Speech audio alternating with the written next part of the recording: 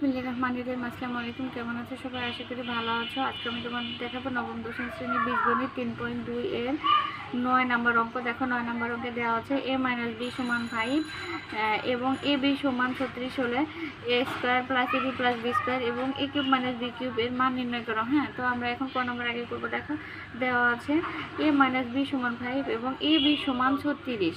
এখন আমরা প্রদত্ত রাশি তুলে নিলাম a square plus ab plus b square. এটা হচ্ছে আমাদের প্রদত্ত রাশি। দেখো এখন এখানে আমরা হচ্ছে a স্কয়ার, এখানে ab আছে না, এখানে আমরা -2ab দিব প্লাস b স্কয়ার। এখানে -2ab দিছি, তাহলে এখানে আছে আমাদের কত প্লাস এর ab। তাহলে আমরা যদি 3ab থেকে -2ab বাদ দিই তাহলে থাকে আমাদের প্লাস ab।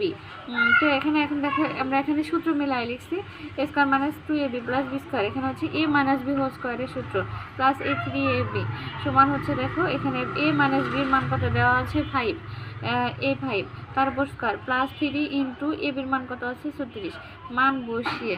তো দেখো এখন 5 এর উপর স্কয়ার মানে 5 5 25 প্লাস হচ্ছে 36 আর 3 গুণ করলে হয় 108, যোগ করে হয় 133। এটা আমাদের কাজটার অ্যান্সার।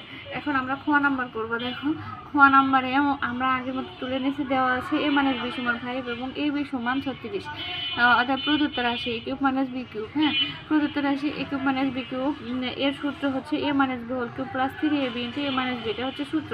তাহলে a - b এর মান কত আছে দেওয়া আছে 5, a - b এর মান দেওয়া আছে 5, 5 এর উপর কিউব প্লাস 3 ইন্টু ab এর মান কত আছে 36 এবং a - b এর মান হচ্ছে 5। তাহলে দেখো 5 এর উপর কিউব মানে 3টা 5 একসাথে গুণন, তাহলে কত হলো 5 5 25, 5 25 125 প্লাস হচ্ছে দেখো 3 36 এবং 5 যদি গুণ করো 540 হয়। তো এটা গুণ করে দিলে হয় 665। আশা করি বুঝতে পারছো। না বুঝলে অবশ্যই আমাকে জানাবে। আল্লাহ হাফেজ।